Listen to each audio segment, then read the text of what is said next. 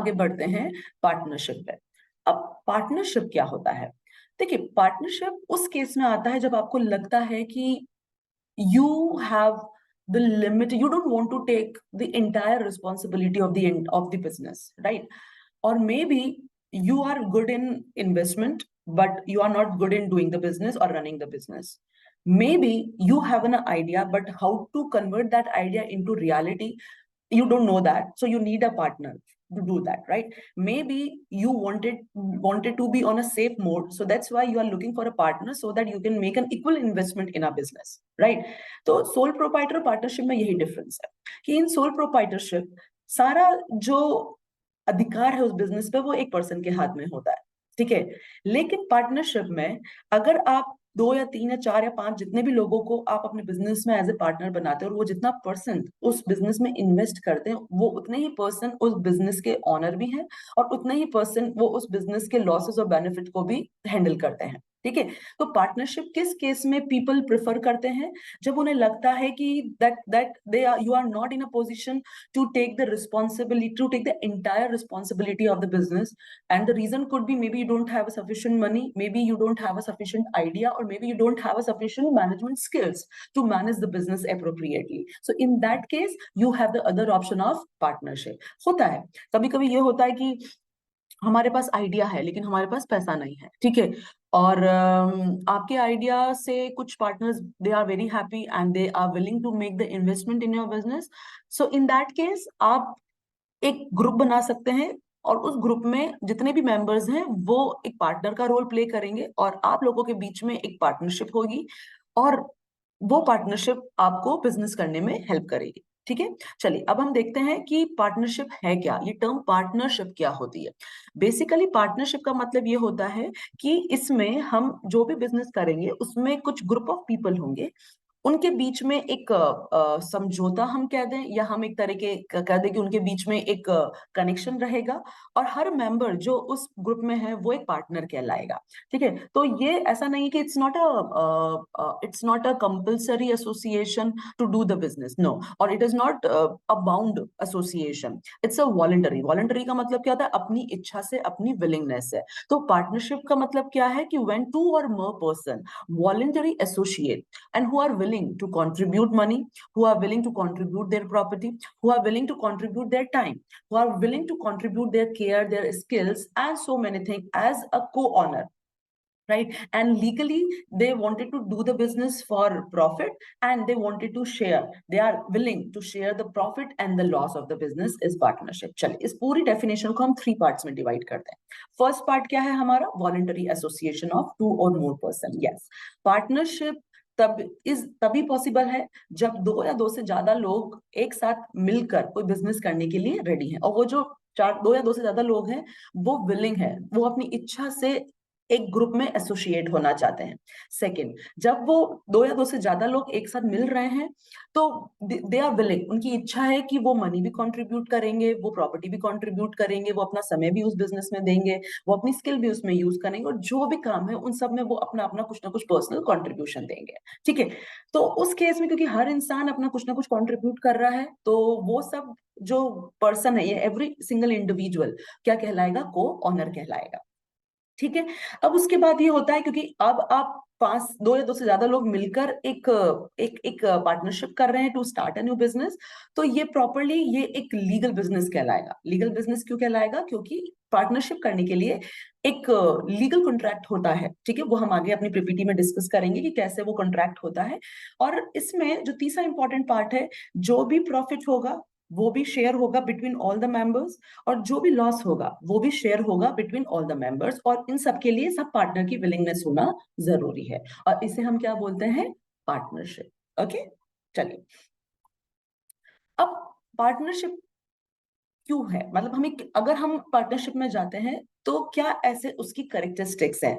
अच्छा, अब मैं आपको एक चीज बताना चाहती हूँ कि कभी कभी है ना एग्जाम्स में क्या होता है कि क्वेश्चन ऐसा पूछ लिया जाता है कि what do you mean by partnership, explain the nature of partnership. जब हम नेचर की बात करते हैं तो पीपल गेट कंफ्यूज कि यार करेक्टरिस्टिक भी नेचर ही होता है या नेचर ही करेक्टरिस्टिक होता है। तो मैं आपको इस वीडियो के थ्रू ये बताना चाहती हूँ कि जो करेक्टरिस्टिक है वही नेचर है, ठीक है। हम जब बात करते हैं पार्टनरशिप की, या हम कोई भी, जैसे सपोज हमने फॉर एग्जांपल हमने ये फोन ले लिया, ठीक है। अब अगर मैं ये बोलूं कि इस फोन जैसे फॉर एग्जांपल मेरे पास बहुत ही सिंपल सा फोन है, वन प्लस फोन है, ठीक है। अगर मैं ये बोलूं कि चलिए वन प्लस फोन की आप करेक्टरिस्टिक बताइए, तो आप क्या बताओगे? आप बताओगे कि मैम ये जो फोन है ये लाइट है, मैडम इस फोन का कैमरा बहुत अच्छा है, मैम इसका इसका जो स्क्रीन है वो इतने इंचेस का है।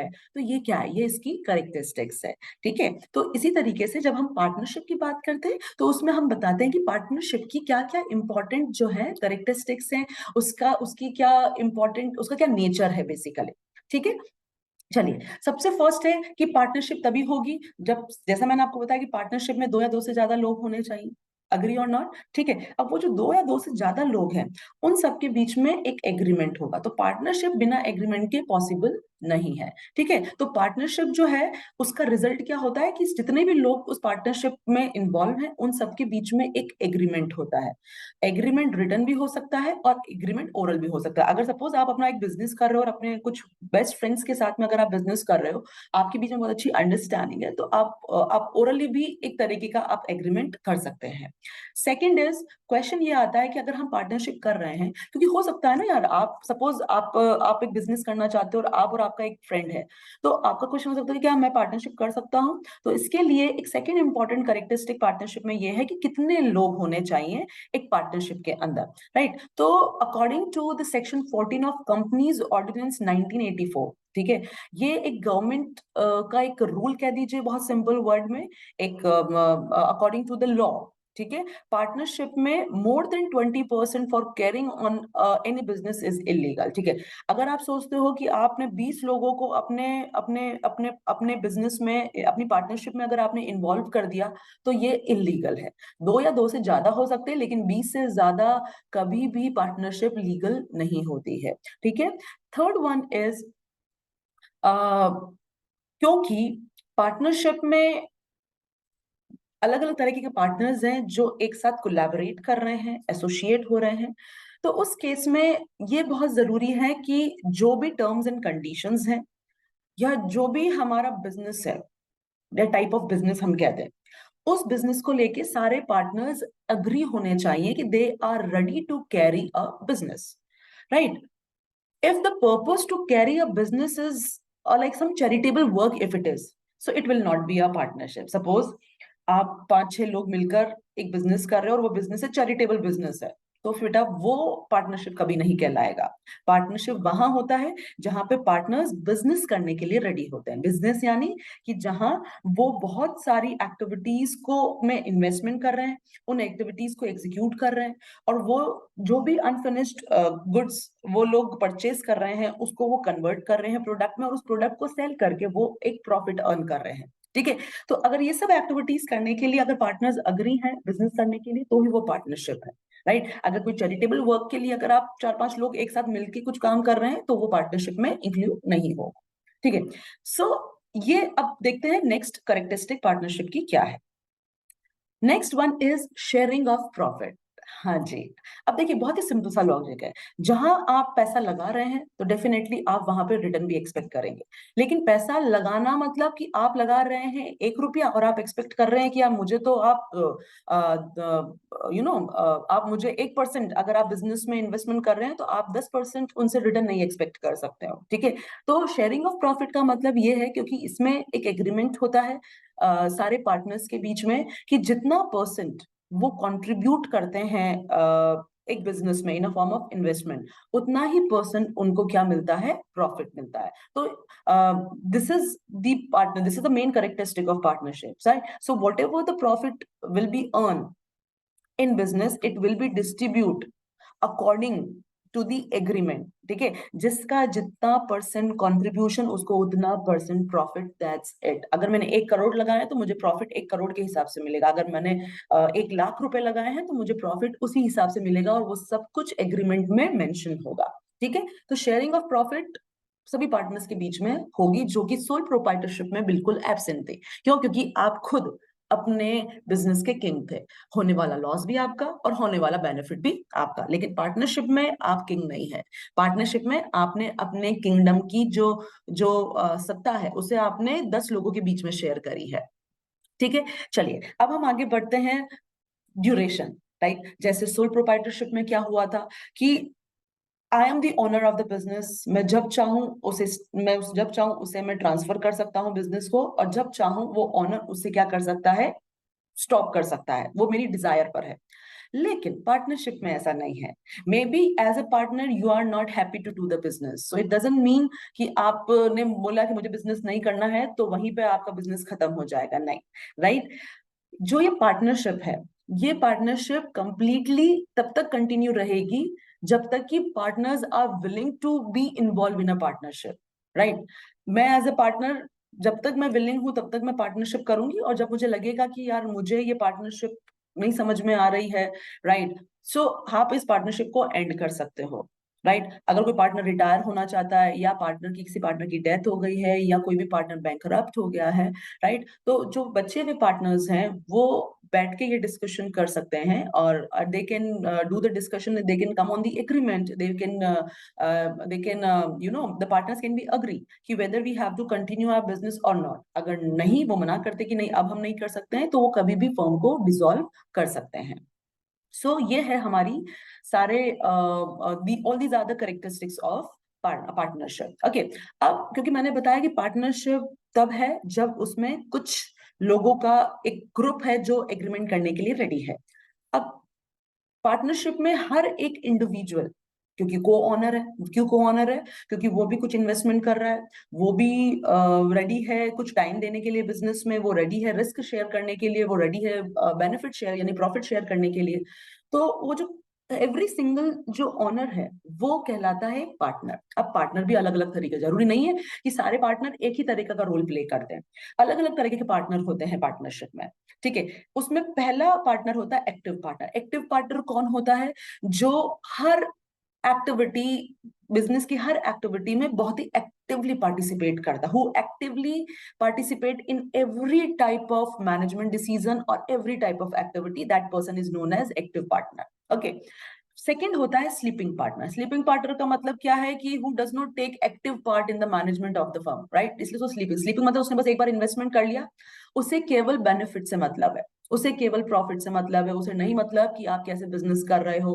He will never look after कि कैसे मैनेजमेंट हो रहा है, कैसे हम मार्केटिंग कर रहे हैं, कैसे हम अपना बिजनेस रन कर रहे हैं। ऐसे पार्टनर्स होते हैं स्लीपिंग पार्टनर, जो केवल सोते हैं और वो वेट करते हैं कि कब हमें बेनिफिट मिल जाए। थर्ड जो पार्टनर होता है वो होता है नॉमिनल पार्टनर। नॉमिनल पार्टनर मतलब वो पार्टनर जो केवल अपना नाम, अपना पैसा, अपनी जायदाद, अपना रेपुटेशन उस फर्म के लिए यूज कर रहा है, राइट? यानी वो कोई इन्वेस्टमेंट नहीं करता है, लेकिन वो केवल अपना नाम शेयर कर रहा है।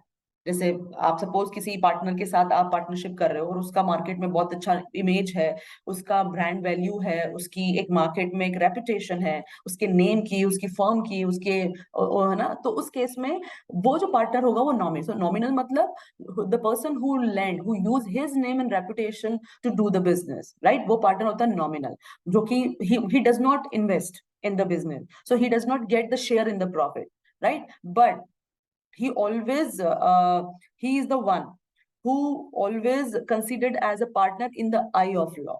Yani he is the one who will be liable for any kind of debt of the firm from the outside. Yani अगर बिजनेस में कुछ भी गड़बड़ हुई, सो वो नॉमिनल पार्टनर सबसे पहले नजर में आएगा।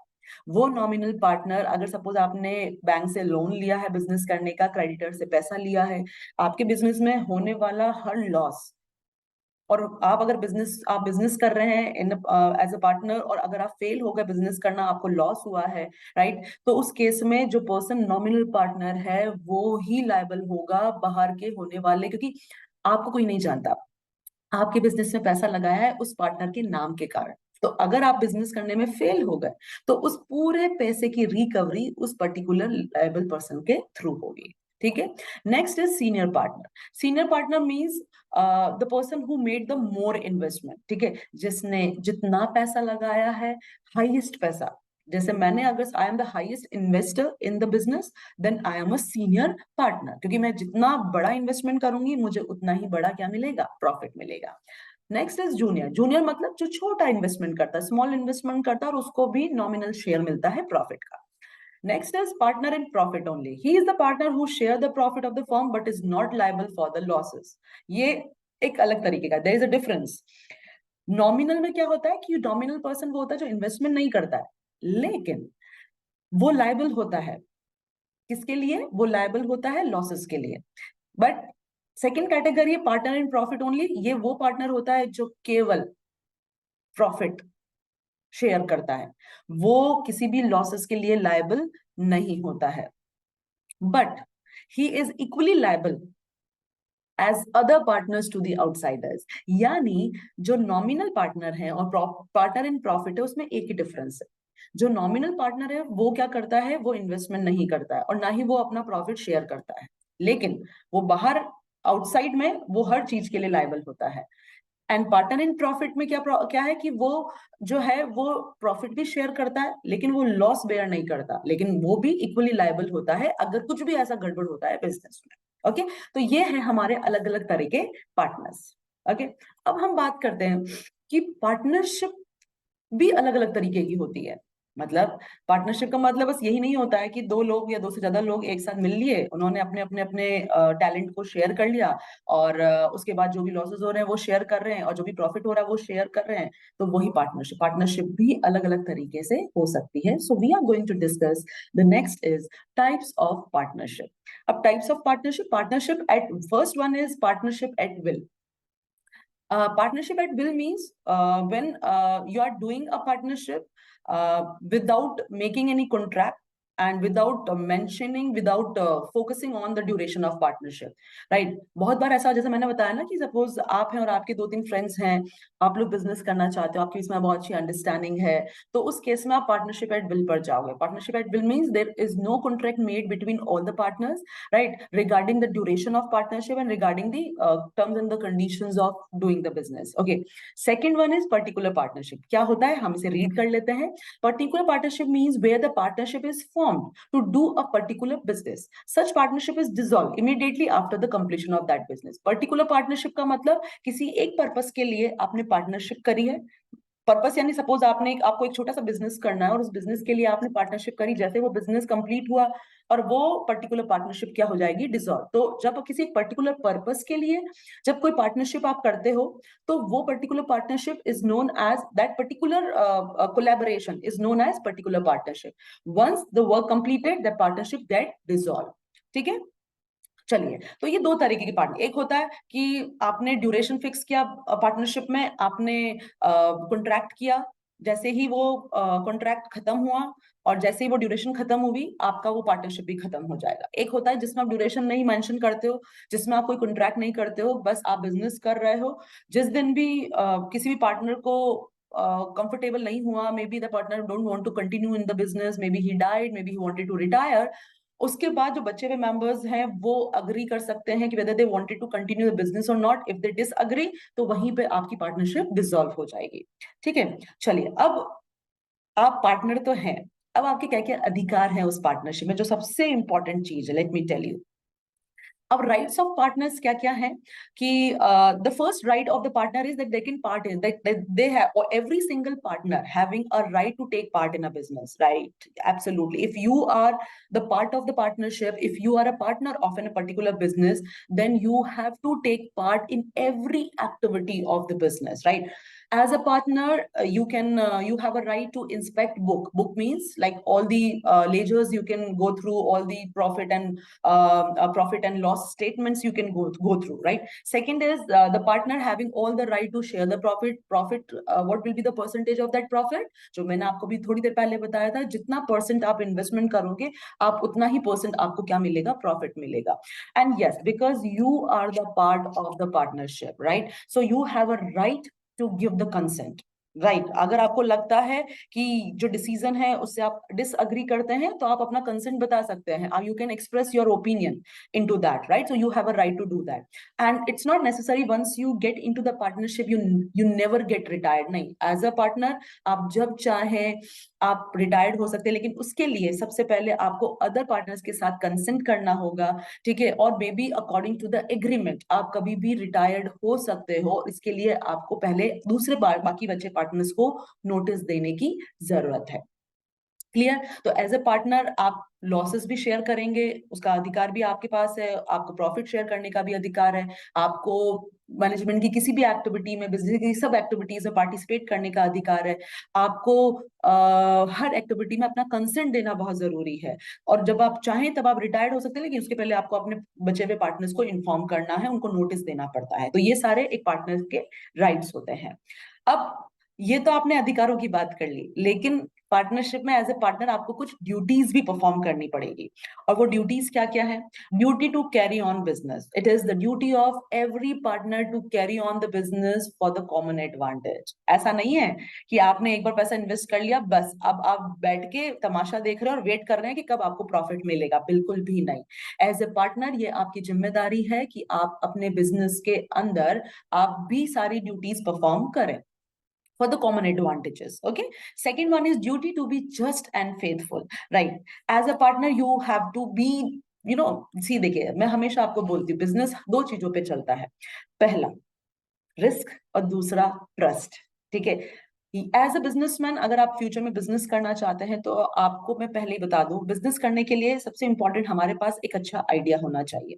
ठीक है, सेकंड, जो आइडिया है वो क्रिएटिव और इनोवेटिव होना चाहिए। सेकंड, हम जो भी बिजनेस करेंगे हमें रिस्क बेयर करने का, हमें हमें पहले ही मेंटली प्रिपेयर होता है कि हम बिजनेस कर रहे हैं तो डेफिनेटली उस बिजनेस को करना अपने आप में एक रिस्क है। ठीक है, तीसरा, अगर आप बिजनेस में आप 4-5 पार्टनर्स मिलकर आप बिजनेस कर रहे हैं तो हर पार्टनर का एक दूसरे पे फेथ होना चाहिए, एक दूसरे पे ट्रस्ट होना चाहिए, राइट? क्योंकि क्या होता है कि कभी कभी प्रॉब्लम कहाँ आ जाती है, अकाउंट्स को लेके, right? So it's very important that whatever the firm's account, the business, you are maintaining the business account, right? Everyone have a faith on that. Okay. Third one is the duty of indemnity. Duty of indemnity means every partner is bound to indemnify the firm for any loss caused to it by his conduct like fraud. Yes. आप अगर partner हैं किसी business के और किसी fraud के कारण और मिस रिप्रेजेंटेशन के कारण आपके कारण फर्म को लॉस हुआ है, तो as a partner you will be responsible for that loss, not other partners. Yes, because ये आपकी गलती है, तो ये आपकी ड्यूटी है। अगर आपके डिसीजन से और आपके कुछ फ्रॉड के कारण पूरे बिजनेस, पूरे फर्म को अगर लॉस हुआ है, तो you will be bound for the indemnity. Okay, and the last duty of the partner is that you have a duty to contribute your effort in the business, to contribute in the business with a full of faith, with full of trust, right? As a partner, it is also your duty that if you are wanted to discontinue with the partnership, you have to give the consent to the other partners, and you also have to give the notice to the other partner, and without discussing with them you can't transfer your share to anyone. Yes, ये आपकी सबसे पहली duty है कि आप अपनी company के share, आपके जो भी जितना भी शेयर है आपका बिजनेस में, वो आप किसी को भी ट्रांसफर नहीं कर सकते without the consent of other partner. ठीक है, तो कुल मिला के पार्टनरशिप को अगर मैं बहुत ही सिंपल वर्ड्स में बोलूं तो दो जिस्म एक जान वाली बात हो गई, कि चाहे हम बिजनेसेस में मल्टीपल पार्टनर्स हैं, but ultimately we all are doing the one business. ठीक है, तो बिजनेस अगर आप पार्टनरशिप में हैं तो पार्टनरशिप के अंदर as a partner you have to perform a lot of duties, but along with that you have a lot of rights also.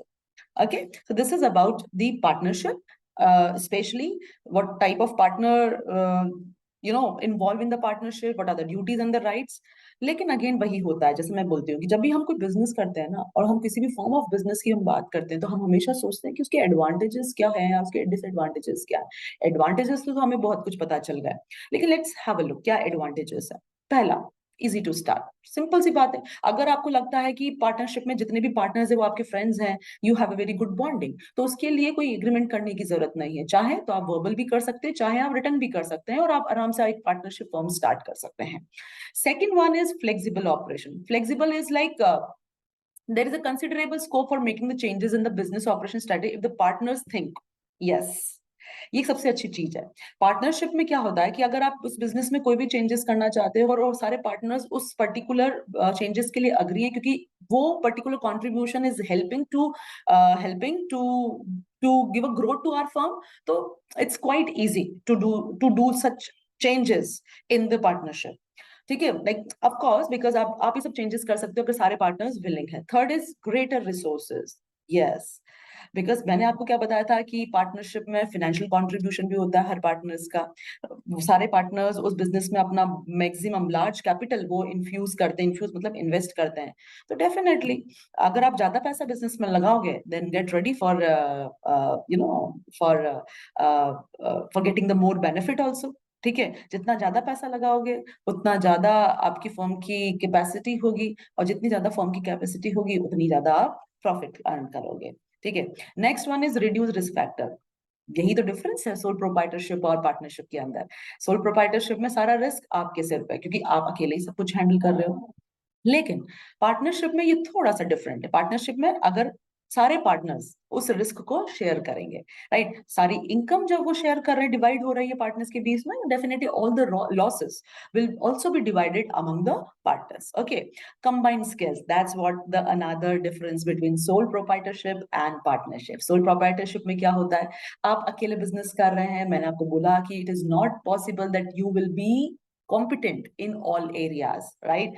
Might be you are good in doing the financial management, but not necessary to do the marketing work, right? So in partnership, this could be a benefit for you. Partnership mein, because you are in, you know, the group of people are coming together to do the partnership, and every person will be skilled, right? This is the greater advantage of the partnership, that you are combining the unique ideas, unique knowledge, and unique skills of different partners together, right? And involving their expertise into doing the business. Yes, of course, it's a great advantage of partnership, right? So you have the multiple people with a multiple talent and their expertise you are using in doing the business. So that's a big good sign of the healthy business. Okay, so all these are the advantages. Fine. So yes, this is about the partnership. बहुत कुछ पढ़ लिया हमने. हमने sole proprietorship पढ़ लिया, हमने partnership पढ़ लिया, दोनों के बीच में डिफरेंसेस हमने कर लिया. एक बार हम और डिफरेंस देख लेते हैं. Sole proprietorship, who will be the responsible? Only the person who start the business, the single individual, the single owner. In partnership, the group of people who involved in the partnership, they will be responsible for doing everything. Second, all the risk, all the profits will be bear by the one single entrepreneur or the owner. In partnership, all the risk and the losses will be shared among the partners as per their percentage of investment. In sole proprietorship, as a owner, you can transfer the business anytime, whenever you desire, and you can stop the business whenever you desire. But in partnership, if any partner willing to retired, or maybe any partner wanted to discontinue with the partnership, he has to give the prior notice to the partners, and he has to get the consent of other partners also, right? This is the most important thing is, right, in sole proprietorship, you are the only single person who is involved in the business, right? So might be some managerial inefficiencies could be there, but in partnership, you are involving the talented people, expertise people with a expertise knowledge, with a good level of skills. You are bringing all the people, you know, together in a partnership. So this will be more beneficial for the you know, what we can say, for the business, right? And the best thing is that, according to me, in India, people are very good in, they have a good ideas for doing the business, but they don't have sufficient fund. Maybe they have fund, but they don't have an idea. So partnership is the best solution to do the business. As a one partner, you can use your idea. As a other partner, you can generate the finance. As the other next partner, you can use your expertise and skill of doing the business. And if all the people come together, there is a good scope of doing the business. So this is about the partnership.